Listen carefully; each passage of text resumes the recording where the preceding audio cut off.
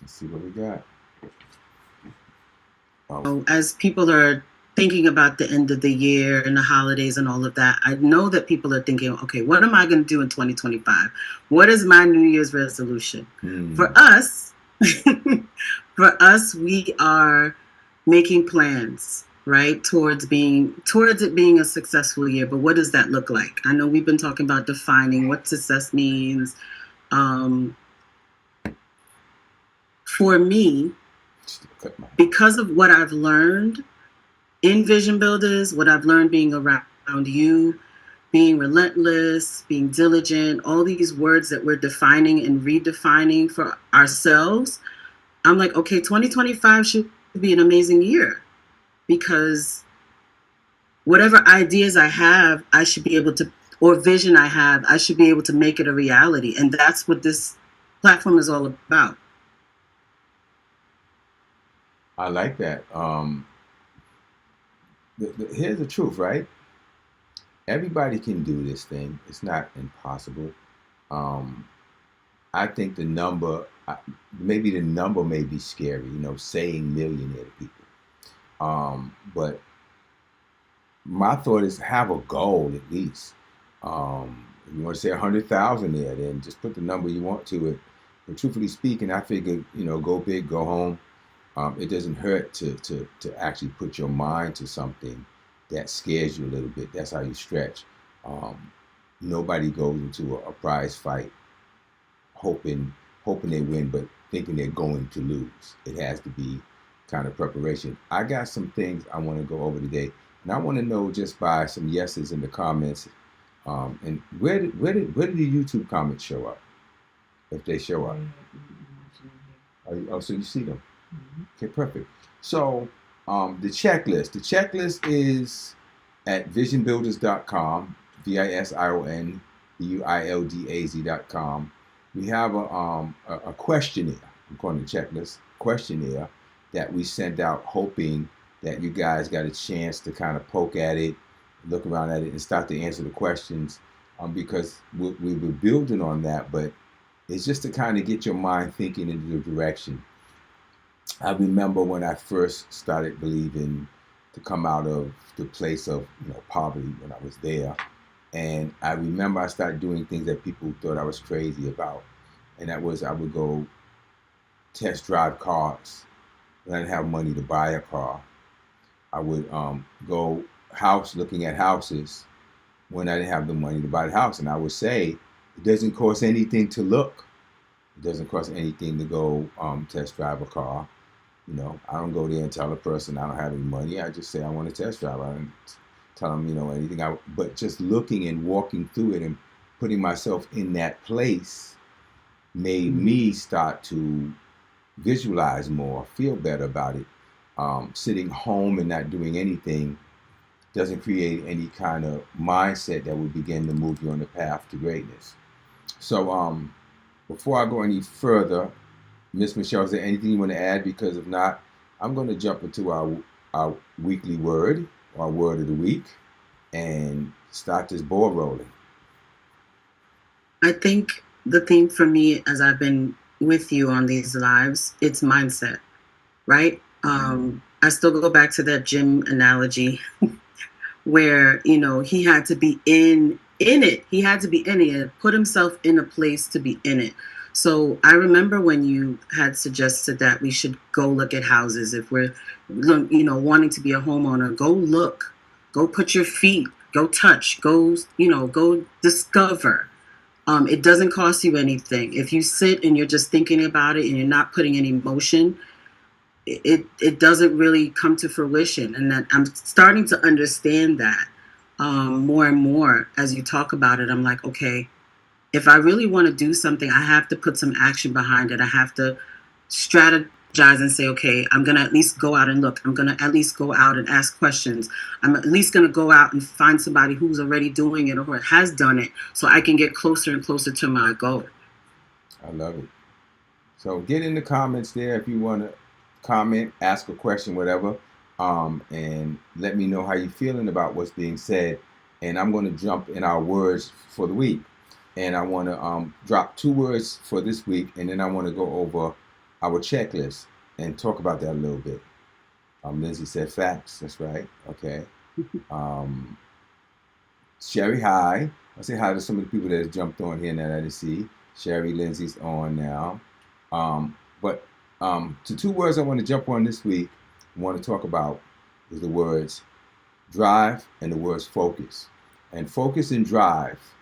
I like to compare words. Sometimes I may just give you a word, but I like to do the comparison because I realize, again, we use words a lot of times, and we know how to use those words in a sentence, but really never sat down and broke down or explored the definition of these words.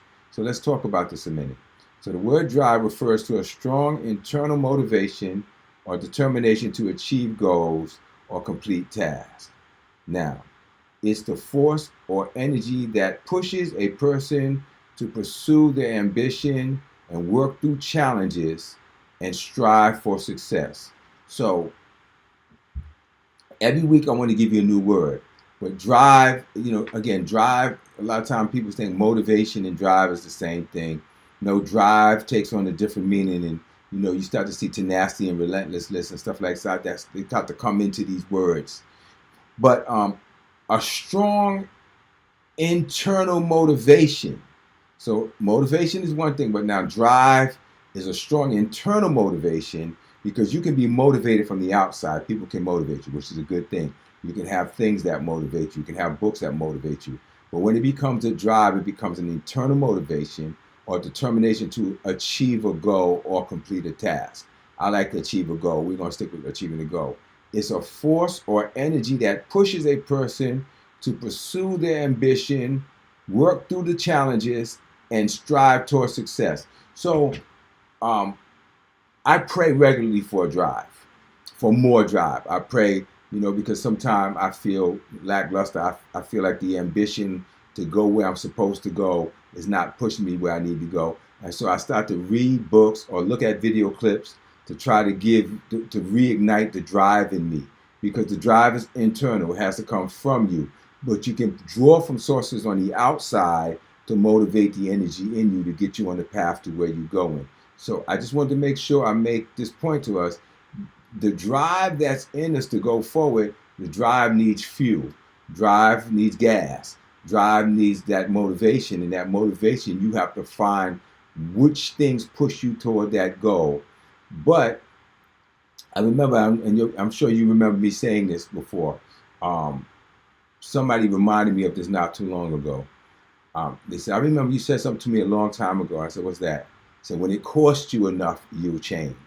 When it costs you enough, either pain or loss or whatever the case may be, when it costs you enough, you'll change. And I still stand by that real strong. People talk about how hard things are, but when it costs you enough, you change. I've had people say to me, can't find a job, I can't find a job. And then just when they're about to lose everything or about to get kicked out, then all of a sudden they find this energy, this relentlessness, and they get out there and all of a sudden they found a job. I find the same thing with success. And the problem with Christian people is they have this kind of, this feeling about them. Excuse me for a minute. I need some comics or something. My lips are dry as crap. And I feel it when I'm talking.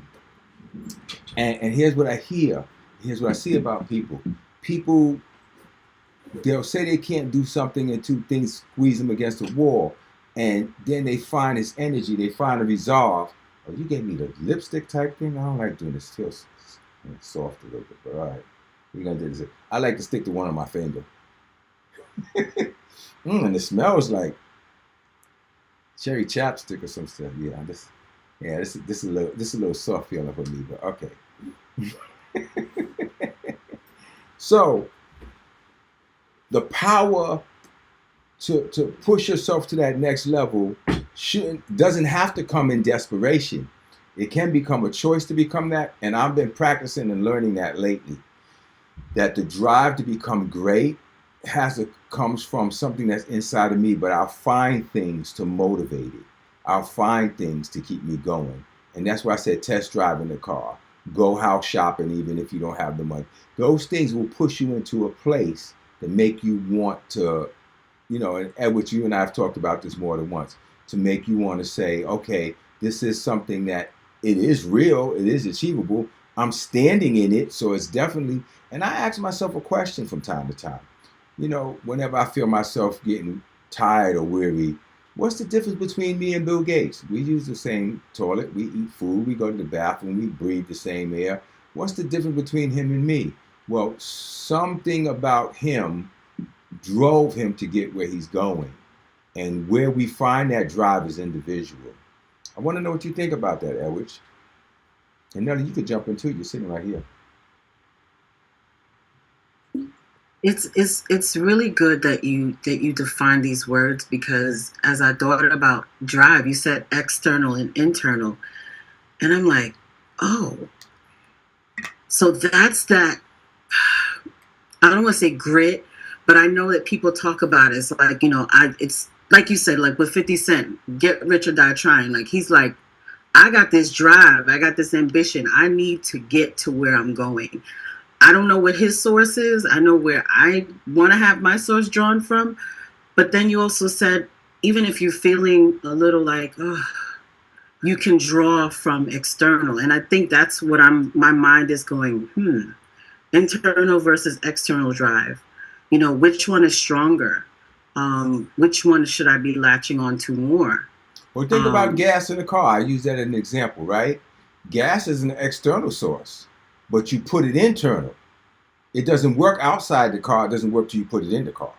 So you like that, huh? Car can't drive without the gas, but the gas means nothing outside the car, right? So yes, you can find that source externally to bring it into yourself. It's kind of hard to imagine or create drive and desire for yourself without something outside influencing you, right? I need to see that it's done sometime to know that it can be done. Or I can see that something like that is done to know that then I can go the other way and do the other thing. And all of those things are motivational factors. Some people can just be driven. They just have a natural God-given drive.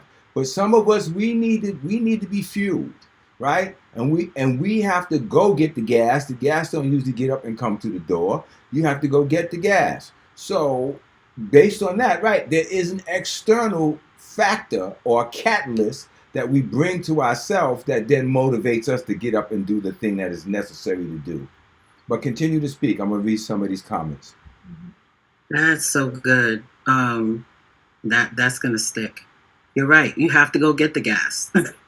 Car requires gas. It requires oil. It requires a few things. But you have to go out and get it. Charlene says survival mode kicks in. Right. And the person moves. And or they, Charlene, or they crumble, right? They ball up in a ball and feel sorry for themselves and don't do anything. But you're right. He said, Devon said, 50 Cent said, I got that animal ambition. 50 Cent said something else. Now, I listen to 50 Cent a lot because 50 Cent watched this kid go from adverse poverty, become very successful, young and silly, lost it all, turn around and got it back again, and it's on a whole nother level. And when somebody was talking to 50 Cent recently, he said, I have a sickness. And she said, what is that? And he said, it's called ambition. And it's how do you say it? It's contracted from lack, right? It's contracted from lack. So his ambition is not to lack, right? So ambitions are different. I remember as a young man, all the young men around me want to master getting girls, that, and I still hear the young men talk like that. That almost like for them, that's some kind of badge of honor. And I remember saying as a young man, if I could get money, like I could get girls, I would be straight. And I thought about that as I got older. It was like, yeah, but you didn't put energy into getting money. You put energy into dressing cute and getting girls. And there you have it. So as I got older, I said, okay, I want to flip that around, and I don't need no girls. I need the finances. And then it went from needing finances to needing financial security. See, because when I wanted finances so I could have stuff so I still can impress the friends. But then when I got to the place where I wanted financial security, and I wanted the ability to say, well, even if I step out into this next realm of life, I have something holding me down and supporting me here as I reach for the next level. It's a sad thing when we only are moved by the motivation of not having, because then we're always working from the place of struggle. I like to say, if I got finance now, how can I take that finance and risk it to push me to the next level and still know that while I'm reaching, I have something. And that's something that I see a lot of people around me don't have. They don't move until the bottom falls out. I'm like, okay, I got a nest egg. I want to use that now to see if it could push me to the next level. And that's very helpful in the drive mindset. Mm. I like that, Charlene. She said, I choose to keep moving. I may cry a while. While I'm moving, but I keep moving. That's the attitude to have. And you will cry, especially when you're stepping into a realm that you don't, it's unfamiliar to you and you don't know what it is you're doing. The fear of the unknown is a real thing. It's palpable. But the unknown is only unknown for a while.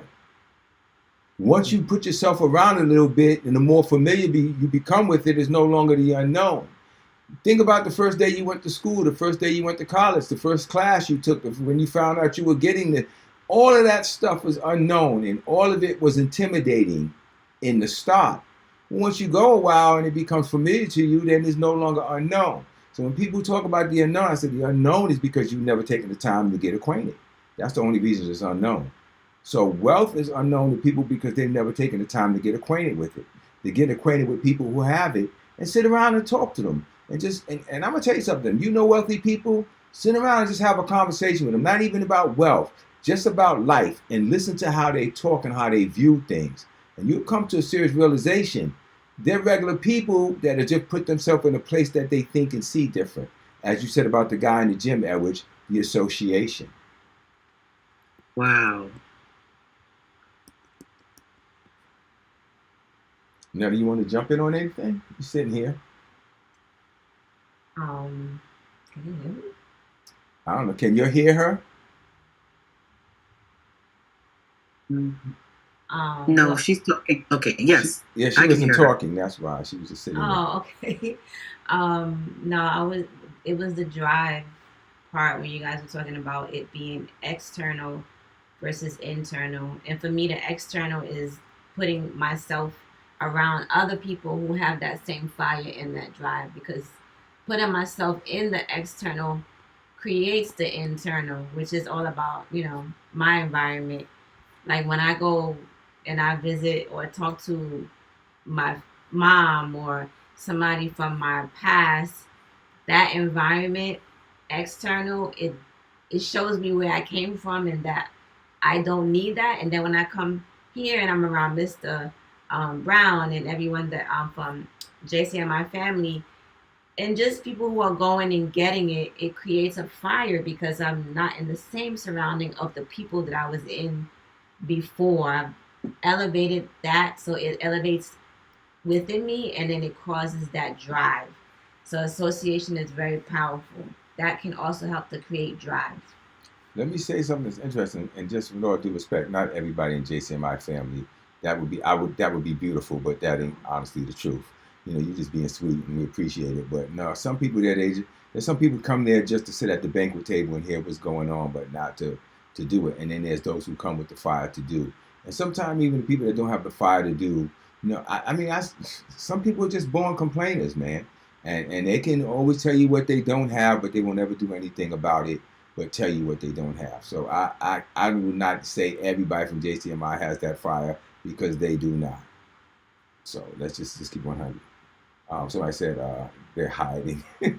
You're hiding, saying she's hiding. Well, we were trying to figure out how to get this thing to bring people in, and we haven't figured it out yet, how to get somebody to request and bring them in. I want to talk a little bit today about if you downloaded the Millionaire Checklist, because there's a couple of things here that I put that I want to go over these statements. How many of you actually downloaded your checklist? Let me just see in your comments, and you can see YouTube because I can't tell. And if you didn't, somebody got to put it up on the screen. so they can. I don't know. You can't put it up on the screen here, right? This ain't Zoom. So there's a few things I miss about Zoom. Yes, indeed, sister. That is a leap of faith. So I really, before I go on, I'm gonna tell you a little bit my story. I really came from a poverty mindset family, welfare, the whole thing. My story. I'm not saying like my story. Oh, poor me, I had a hard beginning. Most people that I know had a hard beginning. There's very few people I know that were just born with a silver spoon in their mouths. But I've seen the people fight their way to the top. I've seen people do it. I shared the picture. I posted on one of the posts. You can see, Sean Combs, Will Smith, Queen Latifah. I got pictures with all of them when they were kids, just coming in the game, pretty much. And I worked I was in the music industry, and I watched them fight and claw, And one of the things I saw that they had that I knew that I didn't have, even then working in the record company, was I wanted to make money. They had a goal. They had this picture of themselves that was bigger than life. And I remember that. I remember always being very amazed by how these kids talked. And I call them kids because they're younger than me. At least each of them is at least 10 years older than me. Younger than me, I mean. And so I would listen to them talk, and I used to say, I don't have that. I don't know if I'm willing to do all of that. I don't know if I'm not willing to do all that. I don't know. And I remember constantly having that concern that I didn't have that fire that they had. I had a desire, definitely, but I didn't have that. I wanted it, but everybody wants to be successful if it's just given to them. Everybody wants, the fairy tale, I'm just going to do this in one day, Prince Charming's going to come in the door and the magic, somebody's going to discover me and it's just going to happen. But what I saw about them was this, like, no, I'm going to go kick down your door and I'm going to stand in front of your door until you let me in. And I was watching something not too long ago about Ray Parker Jr., and I don't know if you know anything about him. I never met him. He's the guy who did the Ghostbusters song, and he had a bunch of hit records back in the day. And he talked about when he decided to come up from where he lived, and he said, I'm going to come up to, I don't know if it was California or wherever it was, and he said, and I'm going to be successful. And he literally said he sat outside of recording studios with his little amp and his guitar and would say to everybody coming in and out, you need a guitar player? I'm the best guitar player there is. There's nobody better than me. And he said people would look at him like he was dumb, but then they would take him up on it since he said there was nobody better than me. That he was concerned that people would think he was an arrogant idiot. He figured if I could get the door open, no matter how it comes across, I would get the door open. He said, and he would just sit outside. And finally somebody said, all right, come on in the room and let me hear what you can do. And he got on the guitar and he did what he did. And they said, okay, put that on the record. And the next thing you know, now he's on Chaka Khan's record. Now he's on this record. Now he's on this commercial. And all of a sudden, he became one of the most sought after guitar players of his time. And I said, I know I didn't have the chutzpah, the balls to do something like that. They may look at me stupid because shame lived in me, and rejection and the fear of rejection had a very, very, very, very, very, very powerful hold on me for a very long time in my life. I can say maybe in the past 4 or 5 years I've gotten free from that. And I'm going to tell you the truth, because that need to be accepted, and I'm being generous, I say 4 or 5 years, but that need to be accepted and not to be frowned at or frowned upon or looked at weird was a poison. And it's a poison for so many of us because we want to be accepted. We want to be liked. We want to be loved. And what I'm finding about people that have that drive is like the drive to be successful is more important to me than the wanting to be liked. And that's why, if you think about it, maybe some of you don't like successful people, can't stand them. I don't like this one because of that. I don't like that one because of that. I don't like that one because he think he that. And I'm like, what does it matter to you what they think they are? They achieved something that you wish you had, and they had to become something to do that. And what I just said, I know might be not tasteful to some people, but you gotta. I'm not saying cut people off. You gotta pick your levels and your heights and what you want. Eminem is a good example. Eminem very successful. But Eminem made it very clear. I'm not going on all of these tours and getting on all these things and doing all this and missing my kids growing up.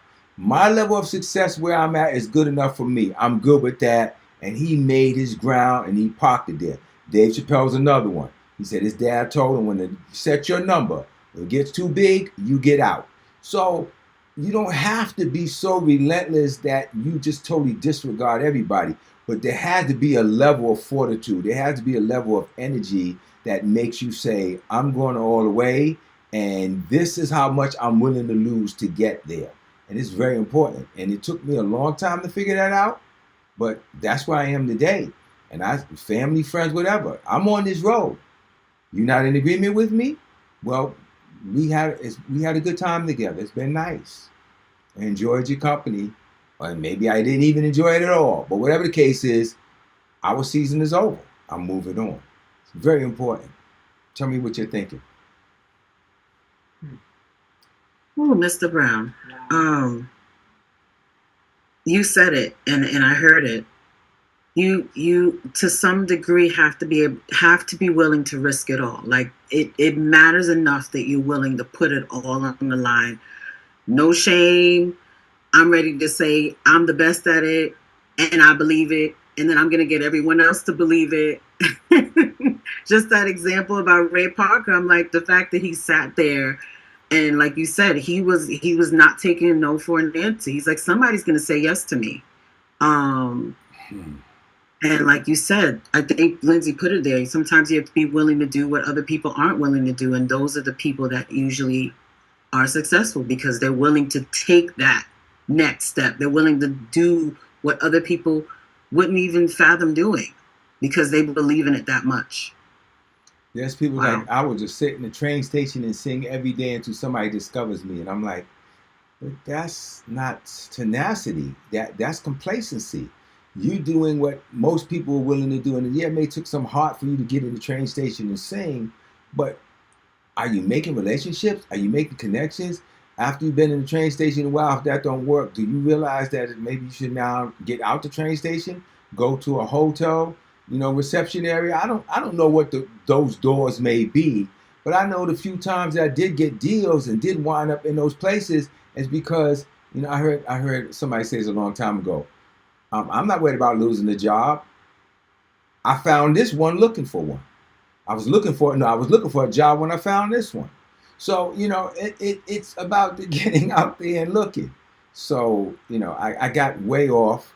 I said we were not really didn't get off. We were right where we need to be.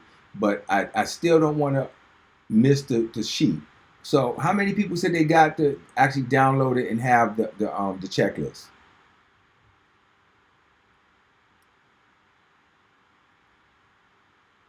Okay, well, I'm going to, based on our conversation, I don't know who has it, who doesn't, but she put the website in the chat in Instagram. Nelly, did you put it in the chat in YouTube? And how many people on YouTube? Do we have people on YouTube? No, it's just Ruth and Sophie, myself and Aaron. Okay, well then y'all have the checklist. Yeah. So I'm going to go through just a couple of things that's on the checklist just to get us rolling, all right? So the first thing it says, write down your ultimate financial goal. And that's so important. I really need, and I probably should have put the second one first, but I like people to try to pick a place that they see themselves in and see what sounds too big for you. I have people say, I don't want to be a millionaire. Okay, then you don't. So then don't. And trust me, you won't. I promise you won't. Don't worry about it. Don't get upset. You won't be. But there are people who do. And truthfully speaking, right now, a millionaire it's not such a big deal. It's really not. When you're seeing rappers and young kids like Kylie Jenner and even Rihanna, becoming billionaires. I mean, when I grew up, there was only 2 billionaires in the world. And now it's like, and 10 million right now. I'm gonna tell you, I just looked at 2 properties. One that I made an offer on to buy, and it was 1.3 million. I mean, that's not even a big deal now. Houses in Florida where I live, a single family house. You go looking at some of these houses where I am, and they want 1.5, 2.5, 3.5 million dollars for a single family house. So it's really not a big deal. Somebody living in that house, and ain't nobody looking at them going, "Oh my God!" It's like, yeah, and so what? I own a property that's in New York that's worth 1.5 million. That's really, don't let that number sound so scary to you. It's just a number. It's no different between 5, 10, 15, 20. It's $20, $20,000, $20 million, $200,000, whatever. It's just a number. You said it. You said it. You decide if you're scared of it or not. And if you are, then don't go for it. It's a simple equation. So I say, write down your financial goal. What is it in your mind? What is a millionaire to you, or what you're on the road to that goal, right? Just write down a number. Now, church people get upset about this. I don't care.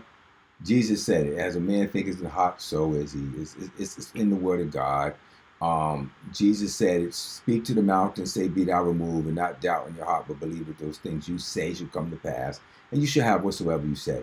So this is the word of God, as well as just the principles that the earth people or the world uses. They call it manifesting, the secret, visualizing. They give it all these things.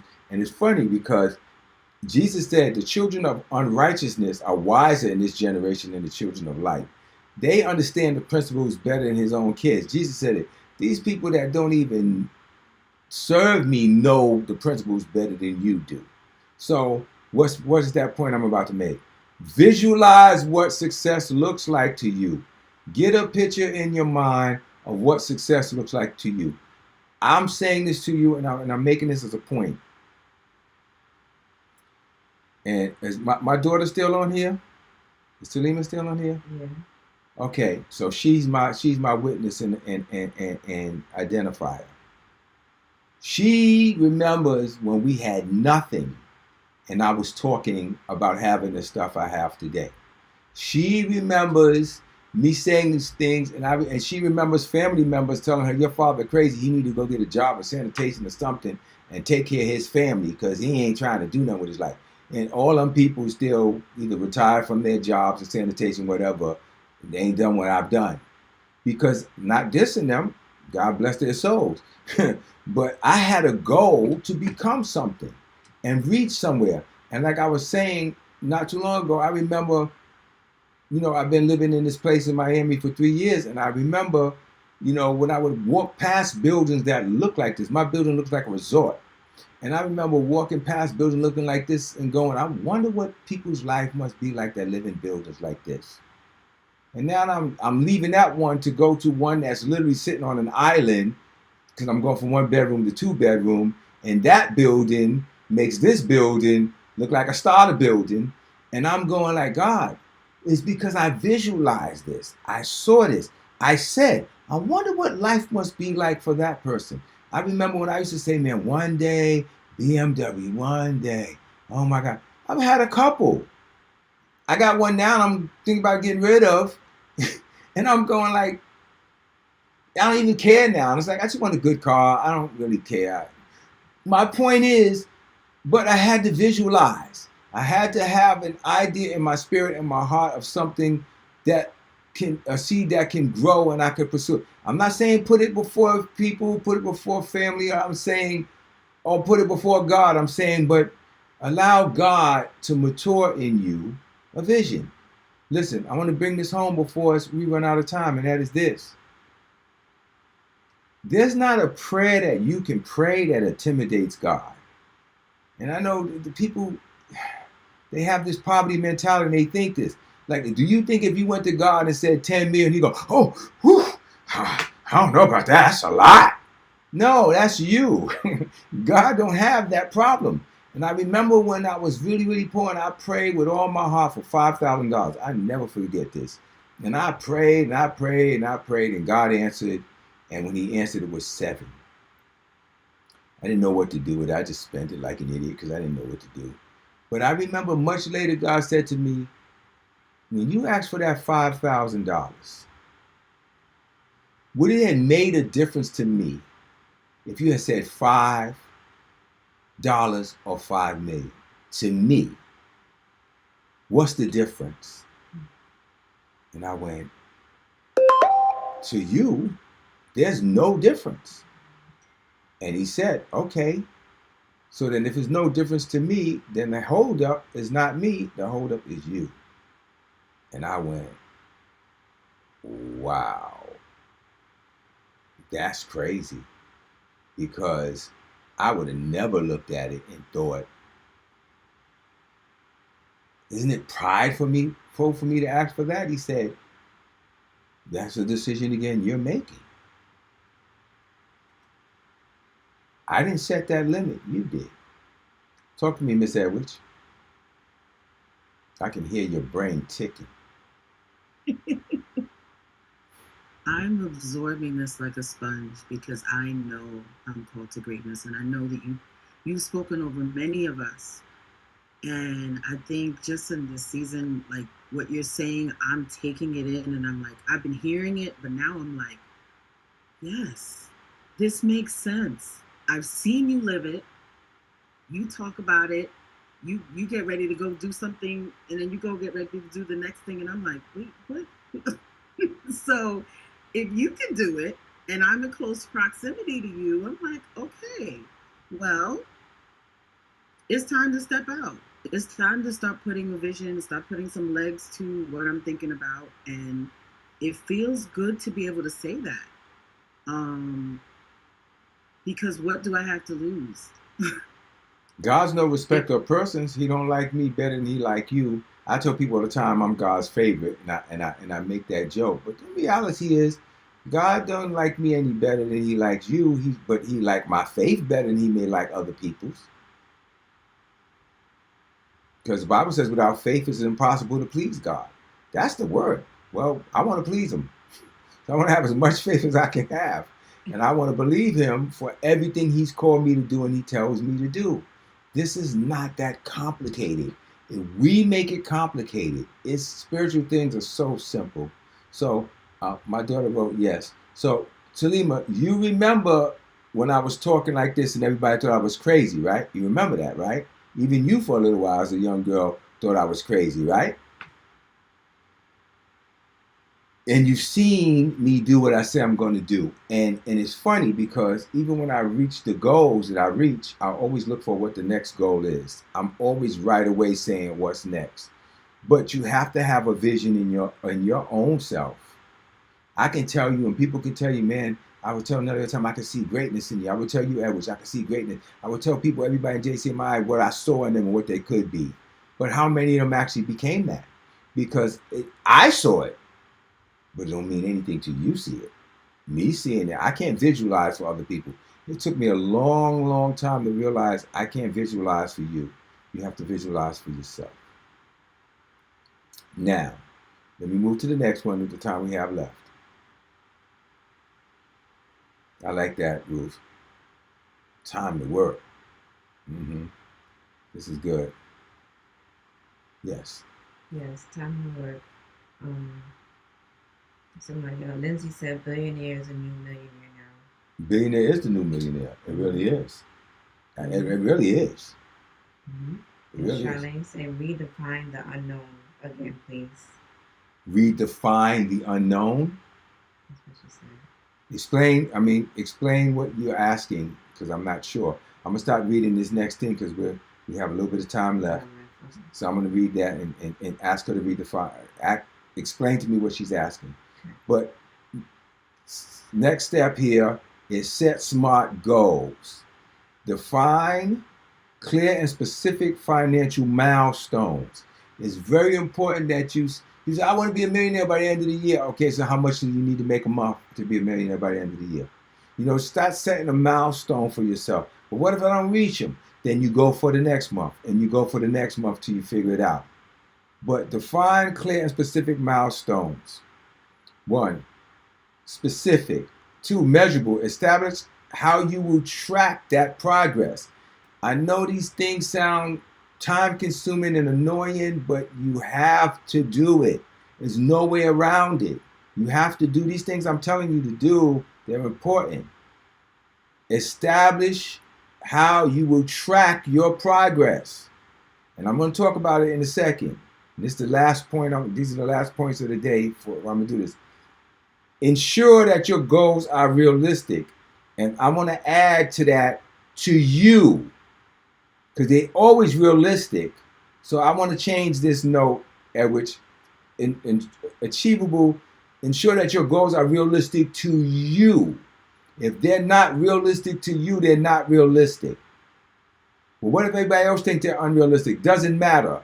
Long as they're realistic to you. If they're realistic to you, you go for them. If everybody else says, I don't know if you can do that, it doesn't matter what they say. If you know that those goals are realistic to you. Align goals with your overall vision. Now you take the goals and you go back to your vision. You take the goals and you go back to the conversation and the vision and that you put in your mind and make sure they align. And why do I make that as a point? And it's a very important point. Because if you're going after goals and then you start to realize you get so far off track and they don't align with the vision you originally set, I've done this. So I'm going to try to be successful in this, but then I'm spending all my time and energy in this. And because this looks like it's the immediate money. So I'm doing this, and all of a sudden, before I realize it, this 9 to 5 is taking so much of my attention and time that no attention is going to the goal. So I have to make sure these things align. I have to make sure the goals align with my overall vision. And I got to be clear about it enough to know when the other things that are now getting my attention are pulling me off track to what I'm believing for and what I'm trying to do. This thing is very important. You have to manage your whole mindset. And I want to tell you this. It's very, very easy, very, very easy to slip back into the familiar. It's very, very easy to try to put new wine into old wineskins. It's very, very easy to try to take what you trying to do and put it into what you've been doing. And I'm telling you right now, it never works. Doing the same thing the same way and expecting different results is the definition of insanity. You have to develop you have to become something where you stop recognizing yourself. If you don't remember anything else I said, you remember that. You have to get to a place where you don't even recognize you anymore. You start hearing stuff come out of your mouth and you're like, ooh, who said that? Because that's what happens when you change the mindset and you change your attitude about things and you start checking everything you do and say, well, how does this align with my ultimate goal? Your conversation, the people you want to talk to, the people you want to hang with, the stuff you want to watch on TV, the videos you want to watch on TikTok, all that stuff changes. Because I ain't got time for this stupidity. I got to really focus on this because this is what speaks to me today. And last but not least, set a deadline for each goal. Now, that's a tough one for people, and I'm going to tell you why. Because people are afraid of setting deadlines because if they don't make them, then they feel like a failure or they feel like they lost. No, you said it again, and you go back at it. I'm about to do this video on it, but the Dyson dude, I think it was 4,100 something attempts to create that vacuum cleaner, and it failed. And everybody said, what if he didn't do that 4,507 or whatever that number is, that one more try, and just gave up on those first 4,000, whatever. You set a goal for yourself, and you don't reach it, then you set it again. And you don't reach it, then you set it again. Let me tell you this, my roller skating journey, which I've been doing for some months now. I've gotten real good going forward. I can do some things. The backwards thing for me, still have some issue with that.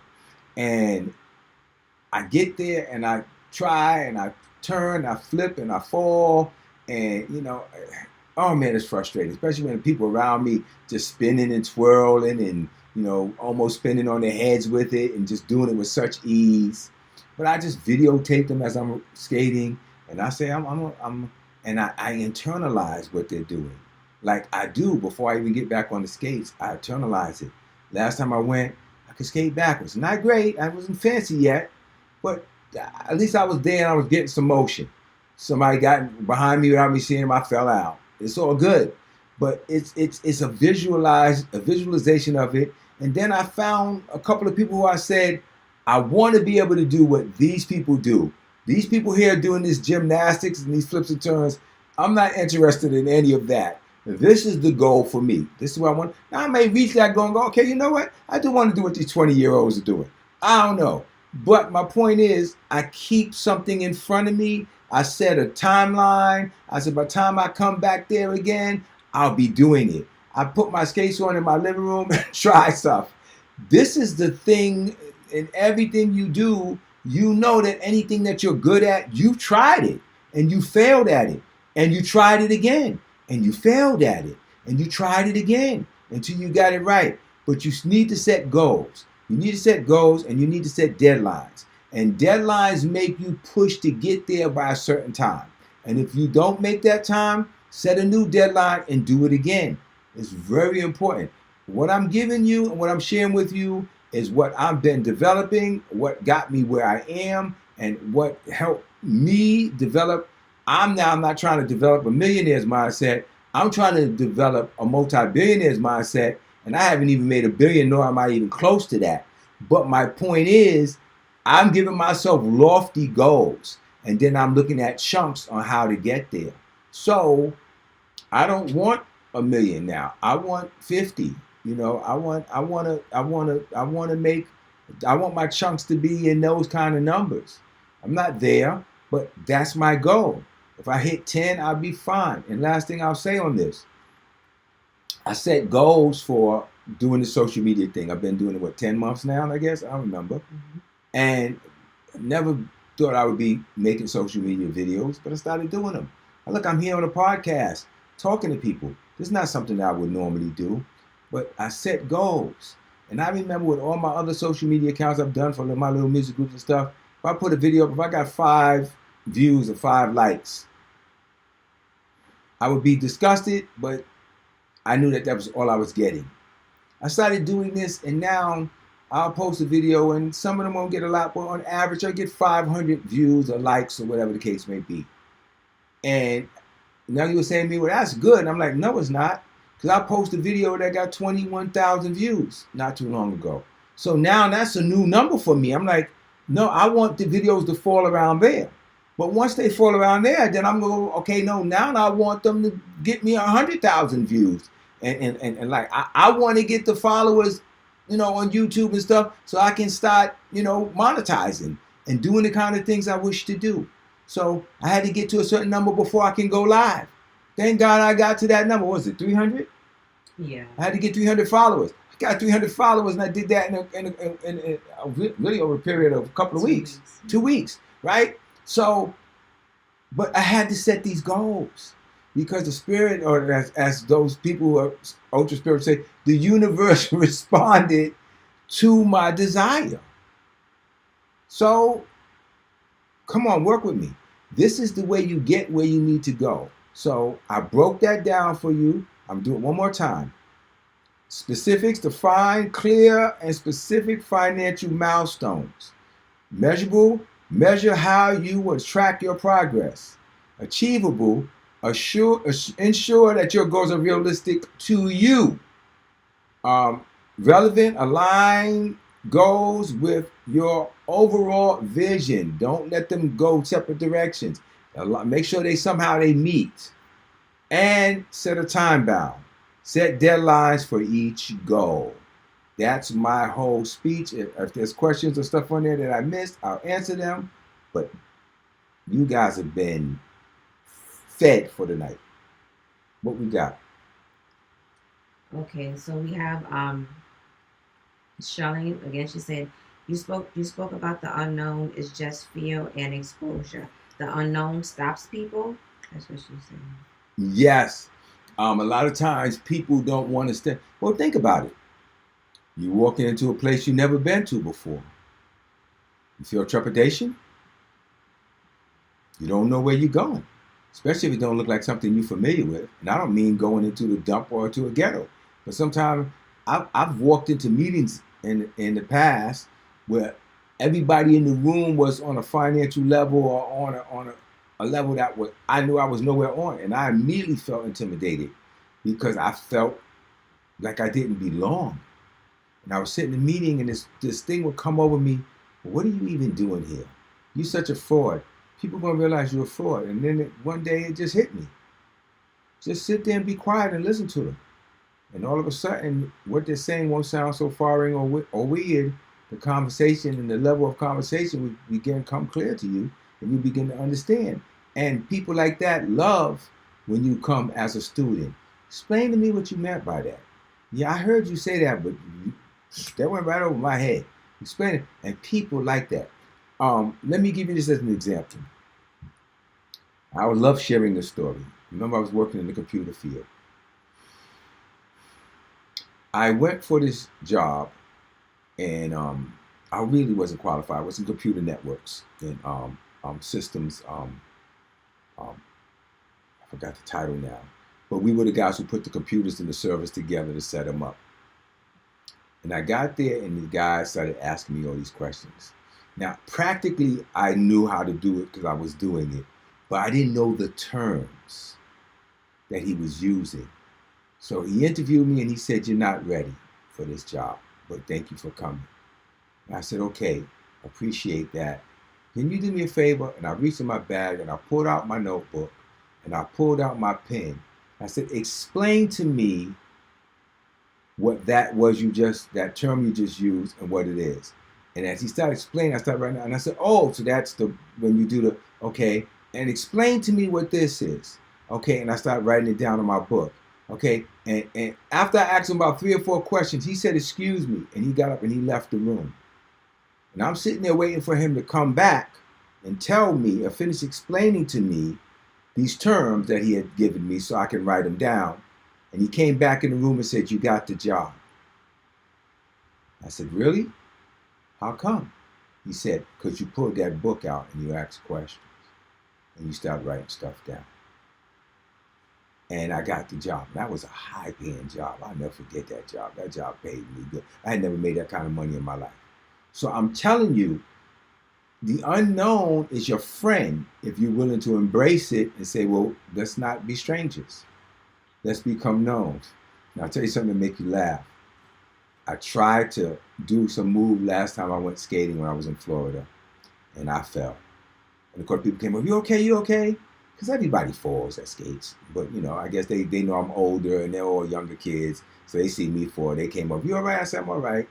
And I said, I was just getting to know the floor. We had a date. We had an appointment. I had to go meet with it, had to get to know it, get familiar. And this is even though we all laughed at it, it's the truth. This is part of me becoming what I want to become. Getting to know the thing that maybe is not comfortable. Maybe I don't like it. Maybe I feel like I don't like it. But Mike Tyson said it. I'll always repeat it. It's doing the thing you hate like you love it. You have to condition your mind to think different now. You have to differentiate between what's common and feels good and what's best for you. I'll say that one more time. You got to differentiate between what's common and feels good to you and what's best for you. And what's best for you is different. Even in my eating now, and I'm gonna turn you on to that Yuka app, Y-U-K, like the potato Yuka, and you can literally go to the store and scan food. Scan the barcode, and it tells you if this stuff is good for you or not, if it's chemicals in it, why it's not good for you. And you'd be surprised how many health foods you're going to scan, and it's terrible food. But my point is this. Because I set myself to do that now, my whole body has changed. So you have to do what's best for you, not what feels good or familiar to you. And that's a practice, and that's the only way you're going to get to wealth.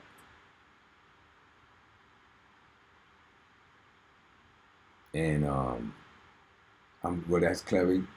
Thank you. I'm glad, Charlene, that you got what you needed from this. Guys, this was a powerful time of conversation, and I look forward to meeting with you guys again and talking some more. We're going to figure out how we can bring people on with this thing, but this is a whole new world for us. But I'm excited about it, and I hope that you are.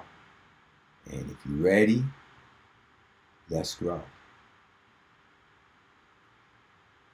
Edward, do you want to throw anything in there before we wrap it up?